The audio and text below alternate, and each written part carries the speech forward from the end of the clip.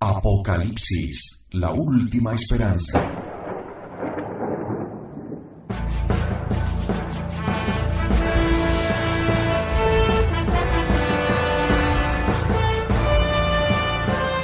El tiempo se está acabando. La salvación está en riesgo. La fe y la verdadera doctrina tras un velo de falsedad. Los hombres desobedecen, apostatan y traicionan. ¿Todo está perdido? Los católicos sabemos que no. Tenemos la esperanza de la parucía. Sabemos que el Apocalipsis es nuestra esperanza en el reinado de Cristo nuestro Señor. Apocalipsis, la última esperanza.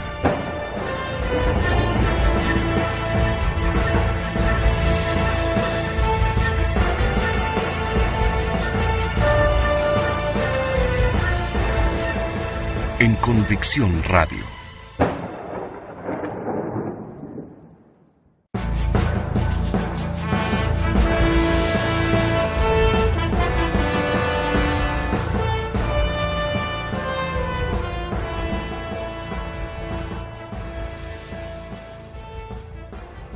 Queridos auditores de Convicción Radio, nuevamente regresamos con los 4 sermones sobre el Anticristo, escrito por el cardenal Newman. El último sermón va a tratar precisamente sobre la persecución del Anticristo.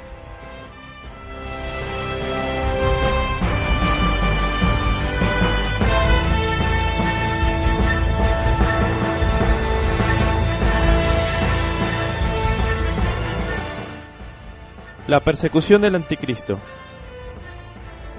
Estamos tan acostumbrados a escuchar acerca de las persecuciones a la Iglesia, tanto por el Nuevo Testamento como por la historia de la cristiandad, que no podemos evitar el considerar sus descripciones como simples palabras, o hablar de ellas sin comprensión de lo que estamos diciendo, y no recibir ningún beneficio práctico de sus narraciones, y mucho menos de considerarlas como lo que realmente son, una señal característica de la Iglesia de Cristo.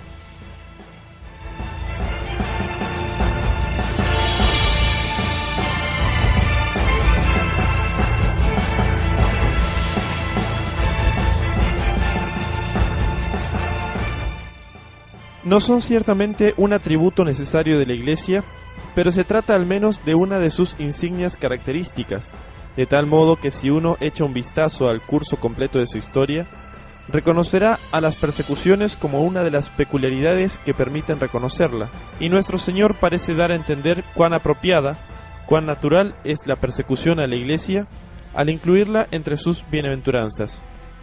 Bienaventurados los perseguidos por causa de la justicia, pues de ellos es el reino de los cielos. El Señor, entonces, da a la persecución el mismo elevado y noble rango en el conjunto de las gracias evangélicas que el sábado tiene entre los preceptos del Decálogo. Queremos decir, como una especie de signo y señal de sus seguidores, colocado como tal en el código moral, aunque sea en sí mismo externo a él. Él parece mostrarnos eso también de otro modo, insinuándonos que la Iglesia comienza y termina en la persecución. Él la dejó en la persecución y la hallará en la persecución. La Iglesia que Él reconoce como suya, la que Él ha edificado y reivindicará, es una Iglesia perseguida que porta su cruz. Y esta tremenda reliquia que Él le ha entregado y que ella poseerá hasta el fin, no puede perderse en el camino. El profeta Daniel, que tantos vaticinios nos ha dejado acerca de los últimos tiempos, nos habla acerca de la gran persecución todavía por venir. Habrá un tiempo de tribulación tal cual nunca lo hubo hasta entonces, desde que existen las naciones. Y en aquel tiempo se salvará tu pueblo, todo aquel que haya sido hallado en el libro. Nuestro Señor parece referirse a estas palabras en su solemne profecía antes de su pasión, en la cual Él abarca 2 series de eventos: aquellos que acompañaron su primera venida y los que lo harán con la segunda, ambas persecuciones de su Iglesia, la primera y la postrera. Escuchemos sus palabras: entonces habrá una gran tribulación, cual no la hubo desde el inicio del mundo hasta entonces ni la habrá.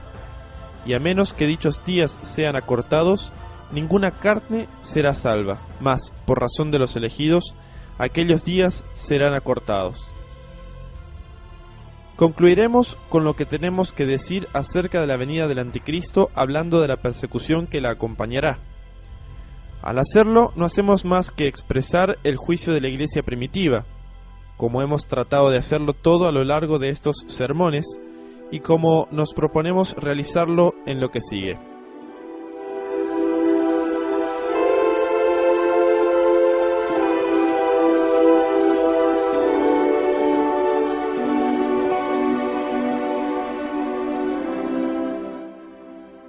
En primer lugar, citaremos algunos de los principales textos que parecen referirse a esta persecución final. Se levantará otro luego de ellos, y proferirá palabras contra el Altísimo, y hostigará a los santos del Altísimo, e intentará cambiar los tiempos y la ley. Y los santos serán entregados en sus manos durante un tiempo, tiempos y la mitad de un tiempo. Esto es 3 años y medio.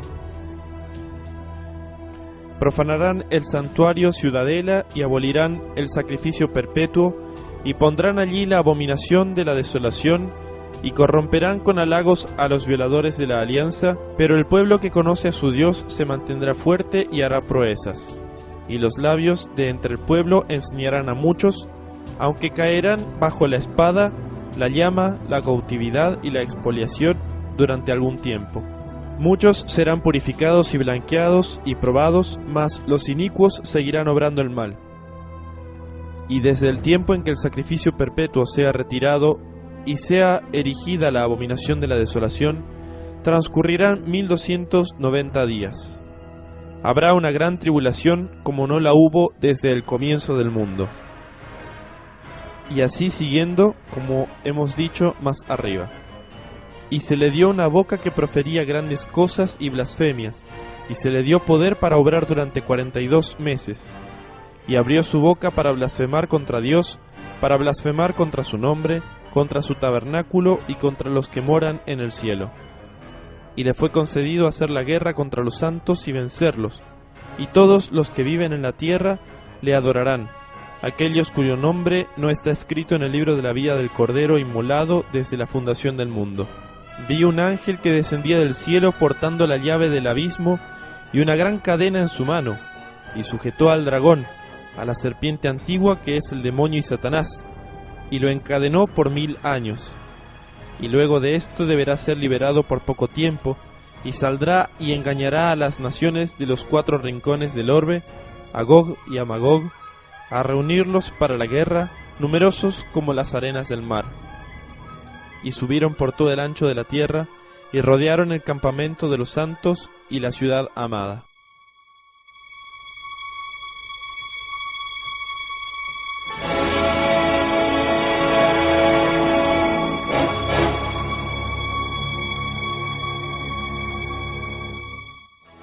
Los primeros cristianos interpretaron estos pasajes como relativos a la persecución que se desencadenaría en los últimos tiempos, y todo conduce a creer que efectivamente a ella se refieren. Ciertamente, las palabras de nuestro Señor acerca de la gran tribulación parecen referirse, en primera instancia, a las persecuciones iniciales, a las cuales los primeros cristianos se vieron expuestos, y sin duda que así es. Sin embargo, por violentas que estas persecuciones hayan sido, no fueron consideradas por los mismos hombres que las padecieron como el verdadero cumplimiento de la profecía. Y esto es ciertamente una fuerte razón para pensar que no lo fueron. Esto se ve confirmado por pasajes paralelos, como las palabras de Daniel que hemos citado, quien ciertamente habla de una persecución todavía futura. Si nuestro Señor utilizó las mismas palabras, y estaba hablando de lo mismo que Daniel, entonces cualquiera que haya sido el cumplimiento parcial que su profecía haya tenido en la historia de la primitiva iglesia, si tomamos sus palabras en toda su amplitud, él ciertamente se refiere a la última persecución. Él dice: habrá una gran tribulación como no la hubo desde el comienzo del mundo hasta este tiempo, ni la habrá, y a menos que dichos días fuesen acortados, ninguna carne sería salva. Mas, en atención a los elegidos, dichos días serán abreviados. E inmediatamente después, se levantarán falsos cristos y falsos profetas que harán grandes signos y portentos, capaces de engañar, si fuese posible, a los mismos elegidos.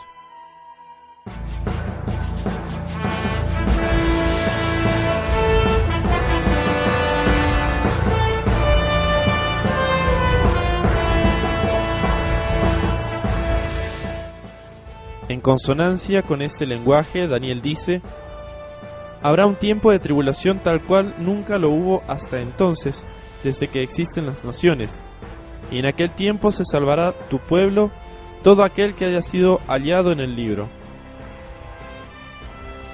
Uno de los pasajes del Apocalipsis que hemos citado dice lo mismo, e incluso con más fuerza. Le fue concedido hacer la guerra contra los santos y vencerlos, y todos los que viven en la tierra le adorarán, aquellos cuyo nombre no está escrito en el libro de la vida.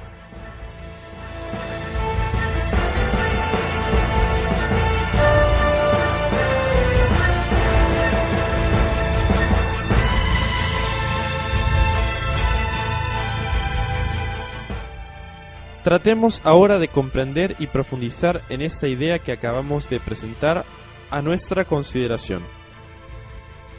Aunque la Iglesia ha sido preservada de la persecución durante 1500 años, sin embargo, una persecución la aguarda antes del fin, más feroz y peligrosa que cualquiera que haya sufrido desde su comienzo. Más aún, esta persecución estará acompañada por la cesación de todo culto religioso. Abolirán el sacrificio perpetuo. Los padres de la Iglesia interpretaron estas palabras en el sentido de que el Anticristo suprimirá durante 3 años y medio todo culto religioso. San Agustín se pregunta, incluso, si el bautismo será administrado a los niños en dicho período. Aún más se nos dice que pondrán la abominación de la desolación en el lugar santo, que allí la erigirán. Nuestro Salvador dice lo mismo. No podemos saber con certeza qué significa esto, mas en el precedente cumplimiento de la profecía consistió en la introducción de ídolos paganos en la sala de Dios. Aparentemente, el reino del Anticristo será apoyado por un despliegue de milagros parecidos al que los magos de Egipto efectuaron contra Moisés. Por supuesto que en este tema aguardamos una elucidación más completa del lenguaje profético que sólo el suceso mismo podrá darnos. Sin embargo, es claro que, sea que se trate de milagros verdaderos o ficticios, o como algunos han sugerido, de descubrimientos de las ciencias físicas, el hecho es que producirán el mismo efecto que si fuesen reales, es decir, la fascinación de la imaginación de aquellos que no tengan el amor de Dios firmemente arraigado en sus corazones, o sea, de todos excepto los elegidos.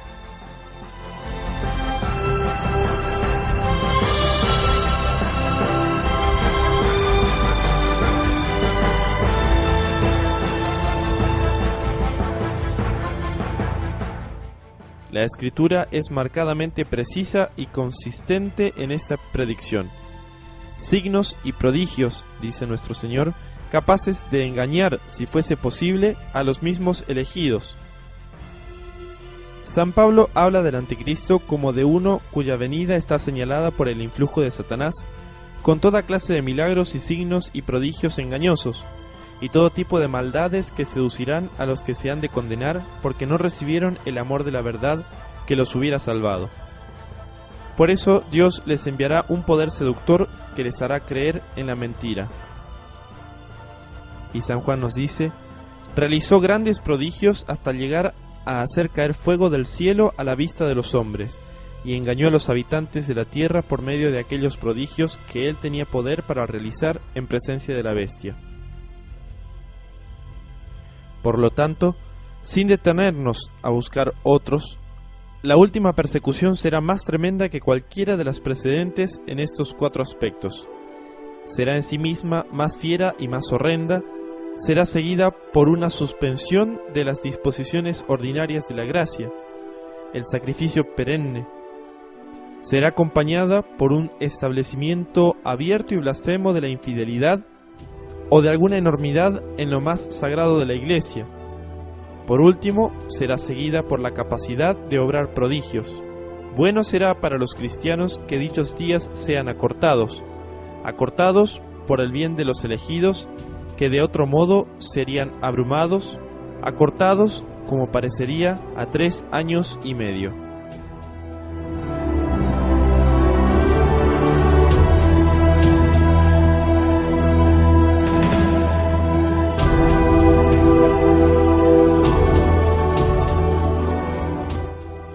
Roguemos para que seamos hasta el final perseverantes. Los invito a que estén atentos a la última parte de este sermón, que será para la próxima vez.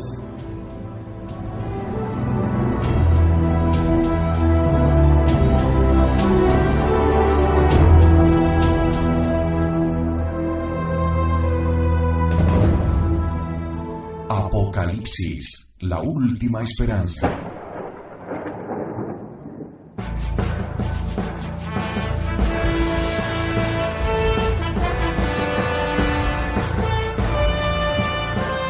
El tiempo se está acabando. La salvación está en riesgo. La fe y la verdadera doctrina tras un velo de falsedad. Los hombres desobedecen, apostatan y traicionan. ¿Todo está perdido? Los católicos sabemos que no. Tenemos la esperanza de la parucía. Sabemos que el Apocalipsis es nuestra esperanza en el reinado de Cristo nuestro Señor. Apocalipsis, la última esperanza.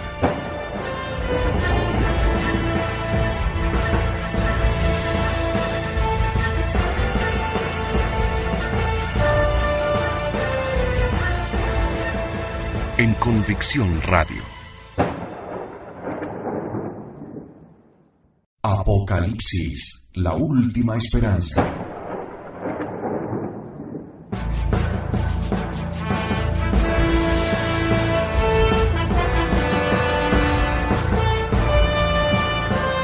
El tiempo se está acabando. La salvación está en riesgo. La fe y la verdadera doctrina tras un velo de falsedad. Los hombres desobedecen, apostatan y traicionan. ¿Todo está perdido? Los católicos sabemos que no. Tenemos la esperanza de la parucía. Sabemos que el Apocalipsis es nuestra esperanza en el reinado de Cristo nuestro Señor. Apocalipsis, la última esperanza.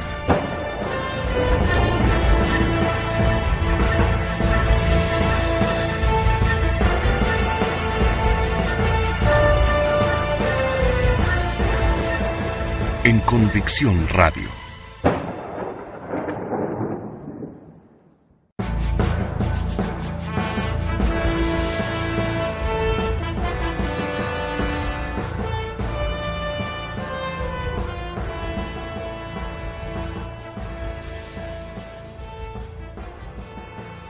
Hola, ¿qué tal? ¿Cómo les va, queridos auditores de Convicción Radio? Regresamos con el último sermón del Cardenal Newman, del libro 4 sermones sobre el Anticristo. Estábamos hablando sobre la persecución del Anticristo.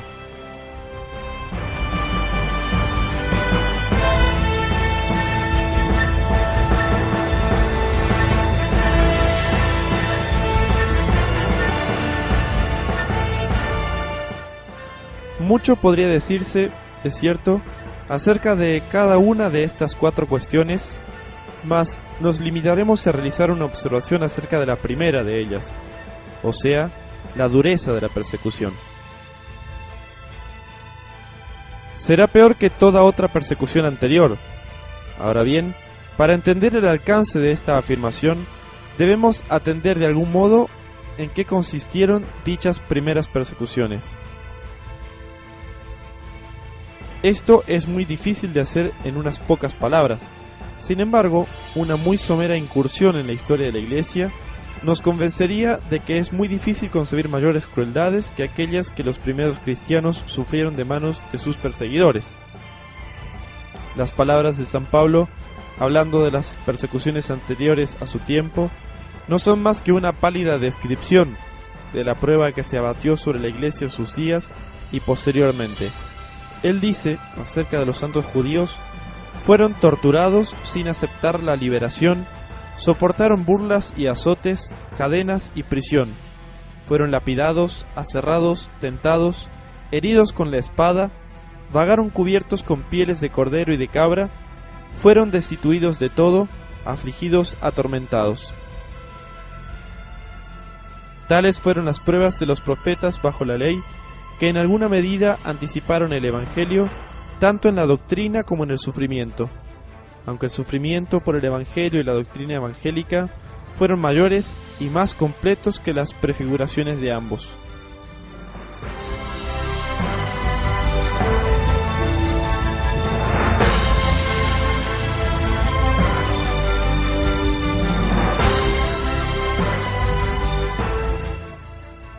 Permítasenos traer, a modo de ejemplo, un fragmento de una carta que da cuenta en cierto detalle de una de las persecuciones en el sur de Francia. Fue escrita por un testigo ocular. El furor del populacho, gobernador y soldados, se ensañó especialmente con Sanctus, un diácono, con Maturus, un recientemente convertido, con Attalus y con Blandina, una esclava, por medio de los cuales Cristo mostró que aquellos que es poco estimado entre los hombres tiene, por el contrario, gran valor a los ojos de Dios. Puesto que, cuando todos estábamos atemorizados, y su misma señora temía que, a causa de la debilidad de su cuerpo, no estuviese en condiciones de confesar la fe, entonces Blandina se vio llena de una fuerza tan grande que, aun aquellos que se turnaban para torturarla de todas las maneras posibles, de la mañana hasta la tarde, se agotaron y abandonaron la empresa, confesando que ella los había derrotado. Y se asombraban de que permaneciese viva, siendo que su cuerpo todo estaba lacerado y abierto por los golpes, mas aquella bendita mujer, como un bravo combatiente, renovó su fortaleza durante su confesión, y fue para ella un descanso y un respiro el decir: «Soy una cristiana». Sanctus también soportó en forma maravillosa y sobrehumana todas las crueldades de los hombres con una noble paciencia, y respondía a todas las preguntas diciendo: «Soy un cristiano». Cuando ya no tuvieron más nada que hacer con él, le aplicaron planchas de cobre candentes en las partes más delicadas de su cuerpo, pero, aunque sus miembros se quemaban, él permaneció enhiesto y firme, constante en su confesión, refrescado y fortalecido por la fuente celestial de agua de vida que procede de la entraña de Cristo, mas su cuerpo permaneció como testigo de sus padecimientos. Todo él era una llaga, desprovista de forma humana. Pocos días después fueron llevados a los juegos donde se encontraban las fieras salvajes. Allí sufrieron nuevamente toda clase de tormentos, como si nada hubiesen padecido anteriormente. Nuevamente fueron azotados y además forzados a sentarse en la silla de hierro al rojo vivo. Por último, lacerados por las fieras, allí llegaron a su fin. Pero a Blandina la colgaron de un madero y quedó expuesta para pasto de las fieras que se arrojaban sobre ella. Posteriormente fue azotada y por último encerrada en una canasta y arrojada a un toro, a merced de cuyas embestidas falleció.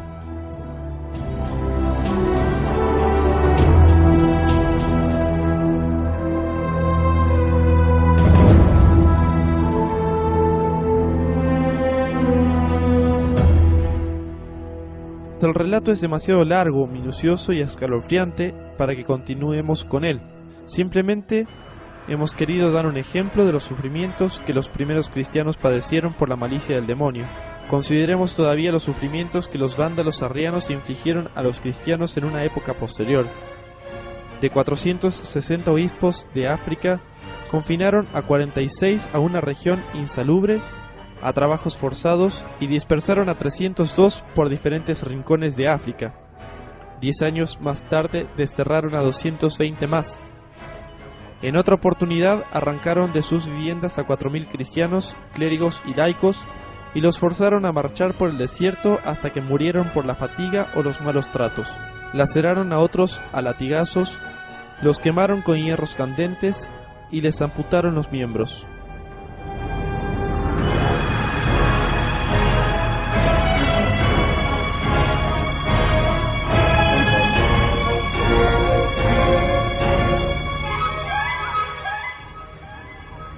Escuchemos ahora cómo uno de los primeros padres, precisamente cuando las primeras persecuciones estaban cesando, medita acerca de la perspectiva que se abre delante de la Iglesia, echando una mirada penetrante a los sucesos de su propio tiempo, tratando de discernir a partir de ellos, en la medida de sus posibilidades, si el mal predicho se aproxima.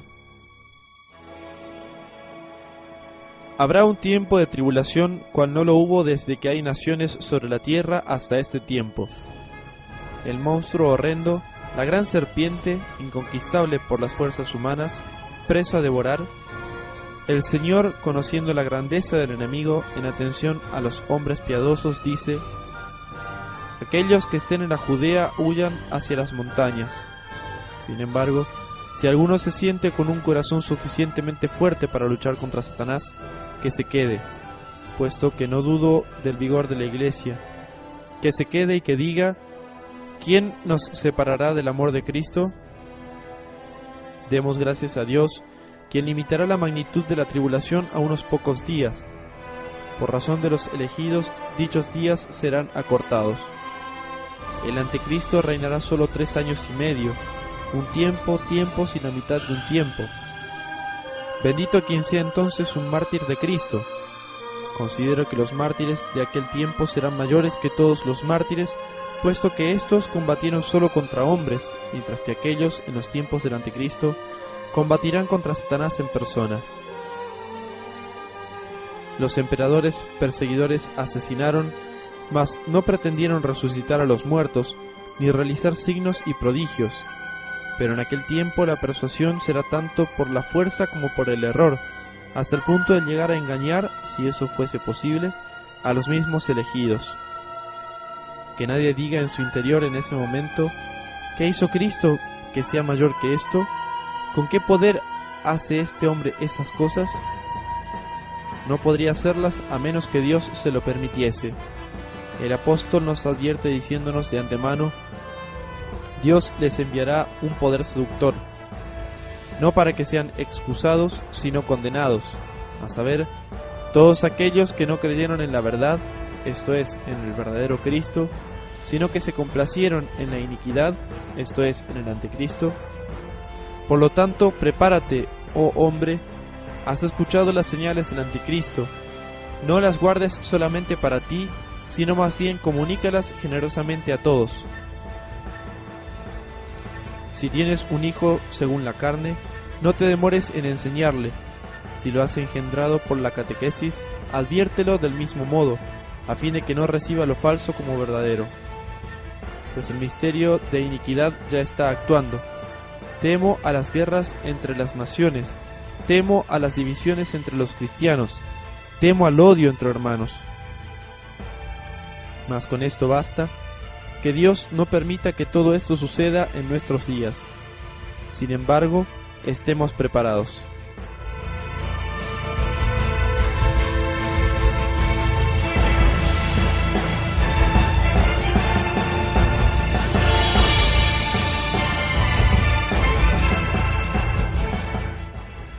Tenemos 2 observaciones para agregar a lo dicho.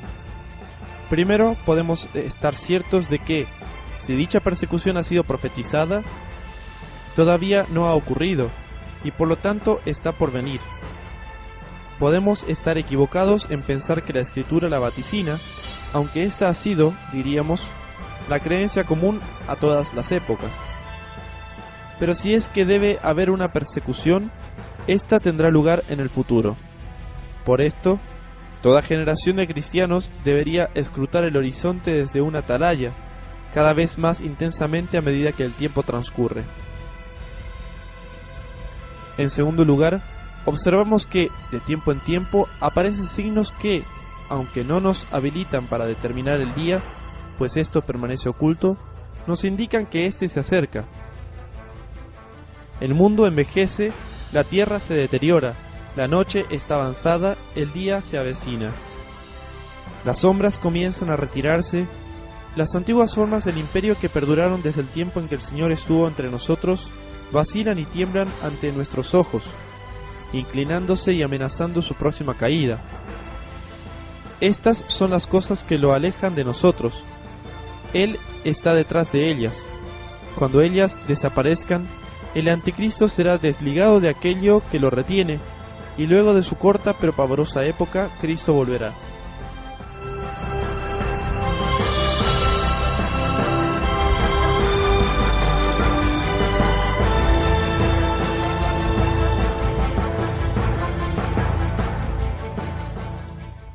Por ejemplo, uno de los signos es el presente estado del Imperio Romano, si es que podemos decir que existe, aunque de hecho existe. Es como un hombre que yace en el lecho de su muerte, el cual, luego de una larga agonía, finalmente parte en el momento menos esperado, o por lo menos sin que uno sepa cuándo. Uno contempla al hombre enfermo y cada día parece el último. Sin embargo, pasa un día y otro día, uno no sabe cuándo llegará el fin, mejora, empeora, prolonga su partida y a pesar de todo se sabe que finalmente debe morir, que simplemente se trata de una cuestión de tiempo. Así ocurre con el viejo Imperio Romano, el cual actualmente yace inerte e impotente. No está muerto, mas yace en su lecho de muerte. Suponemos ciertamente que no morirá sin cierta resistencia o sin padecer convulsiones. El anticristo se pondrá a la cabeza de él.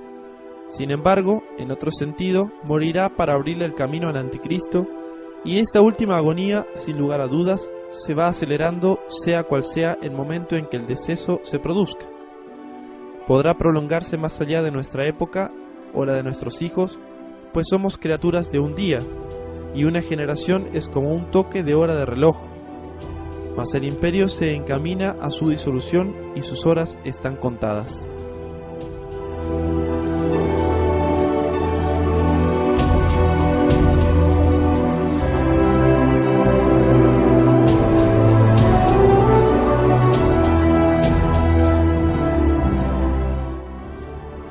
Otro signo inquietante del tiempo presente lo constituyen las connotaciones de la progresiva disolución del poder maometano.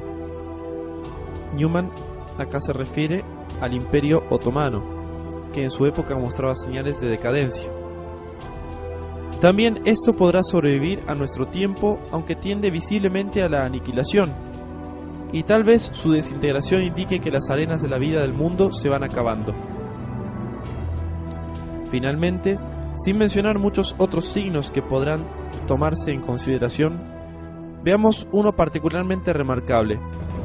En uno de los pasajes que acabamos de citar del libro del Apocalipsis, se dice que en los últimos tiempos y en la perspectiva de la última persecución, Satanás, liberado de su prisión, engañará a las naciones de los confines de la tierra, Gog y Magog, y las congregará para hacer la guerra contra la iglesia.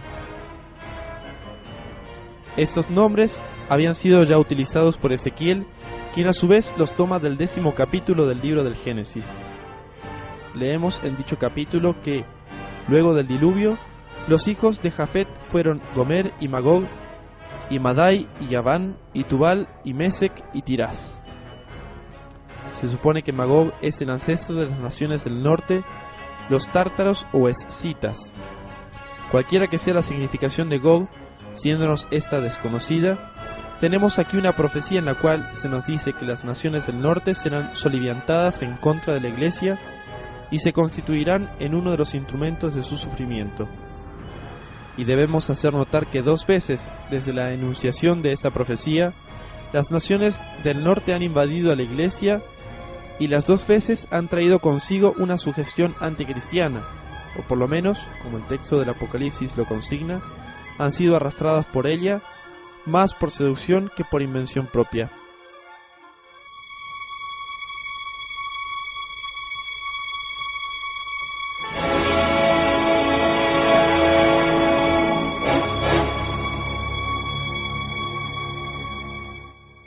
La primera irrupción fue la de los godos y vándalos en los primeros tiempos de la Iglesia. En este caso fueron engañados por la herejía arriana. La siguiente fue la de los turcos, quienes fueron del mismo modo seducidos por el Islam. En este caso, como en tantos otros, la historia es en parte un comentario de la profecía.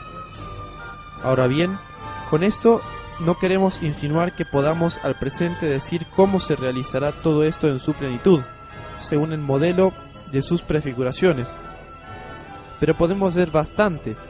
Podemos ver, por ejemplo, que las naciones del norte están comenzando a reunir sus fuerzas y a posar su mirada sobre la sede del Imperio Romano, como nunca lo habían hecho desde la invasión de los turcos. Aquí, por lo tanto, tenemos un signo de aparición del Anticristo, no digamos de su venida inmediata o cercana, puesto que podría no tratarse más que de un tipo o sombra de cosas pertenecientes al futuro lejano. A pesar de todo, es una preparación, una advertencia, una apelación a la consideración serena, así como una nube en el cielo, para usar el ejemplo de nuestro Señor, nos advierte acerca del tiempo, pero es prudente no quitarle el ojo de encima.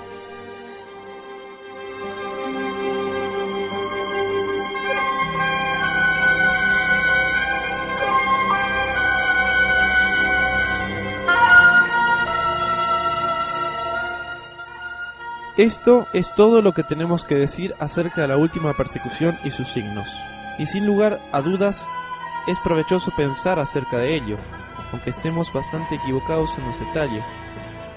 Por ejemplo, tal vez después de todo no se trate de una persecución sangrienta, sino de un tipo que involucre más bien astucia y sutileza, fundadas no en milagros, sino en maravillas naturales y poderes desarrollados por el ingenio humano. O sea, realizaciones humanas, pero en las manos del demonio. Satanás puede utilizar las armas de mistificación más alarmantes, puede esconderse, puede intentar seducirnos en pequeñas cosas y de ese modo desplazar a la Iglesia, no de repente, sino poco a poco, de su verdadera posición.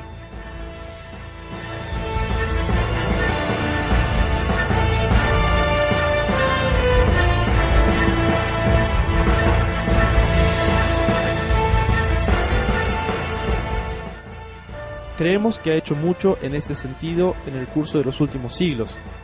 Creemos que ha alejado cada parte de la Iglesia, para un lado o para el otro, en no importa qué dirección, de la verdad tal cual está en Jesús, de la antigua fe sobre la cual fue construida antes de la división entre Oriente y Occidente. Su política es separarnos y dividirnos, arrancarnos gradualmente de la roca de nuestra fortaleza. Y si debe haber una persecución, tal vez esta ocurra en aquel momento en que la cristiandad esté tan dividida y tan reducida que se encuentre muy próxima al cisma y a la herejía.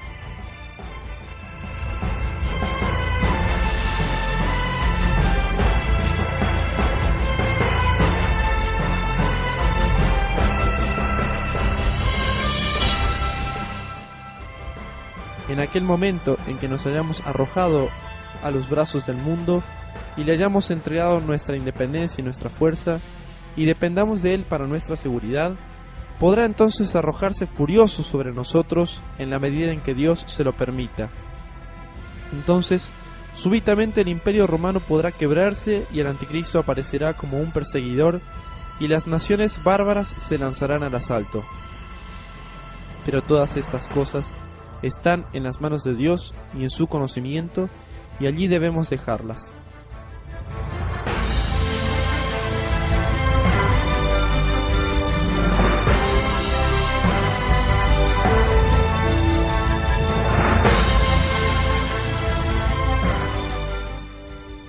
Para concluir, solo diremos algo que hemos repetido varias veces. Las reflexiones de este tipo pueden ser provechosas. A creer que una persecución aguarda a la Iglesia puede actuar como un freno sobre nuestros corazones rebeldes y egoístas, sea que ésta tenga lugar en nuestros días o no. Seguramente, con esta perspectiva por delante, no nos podemos permitir el abandonarnos a pensamientos de facilismo y confort, al deseo de enriquecernos, de instalarnos o de elevarnos en el mundo. seguramente, con esta perspectiva por delante, no podemos sino pensar en ser aquello que todos los cristianos son en su verdadera condición, o por lo menos aquello que deberían desear ser, aquello en que deberían fijar su voluntad si fuesen verdaderos cristianos de corazón, o sea, peregrinos, centinelas, aguardando el alba, aguardando la luz, aguzando ansiosamente nuestros ojos para percibir los primeros rayos de la mañana, esperando la venida de nuestro Señor, su glorioso advenimiento, cuando Él ponga fin al reinado del pecado y de la maldad, complete el número de sus elegidos y perfeccione a aquellos que al presente luchan contra la debilidad, mas en sus corazones lo aman y lo obedecen.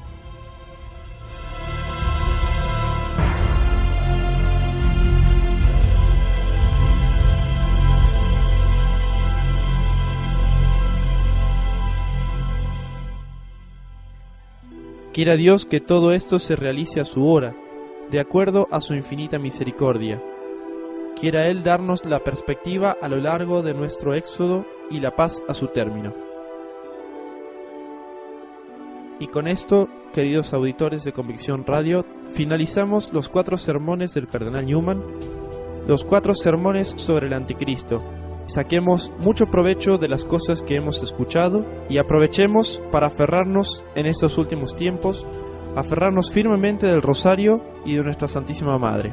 Hasta la próxima vez.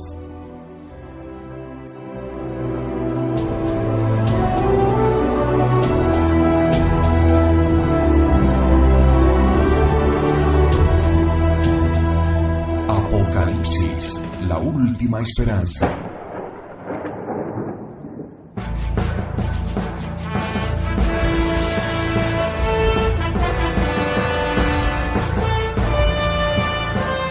El tiempo se está acabando. La salvación está en riesgo. La fe y la verdadera doctrina tras un velo de falsedad. Los hombres desobedecen, apostatan y traicionan. ¿Todo está perdido? Los católicos sabemos que no. Tenemos la esperanza de la parucía. Sabemos que el Apocalipsis es nuestra esperanza en el reinado de Cristo nuestro Señor. Apocalipsis, la última esperanza.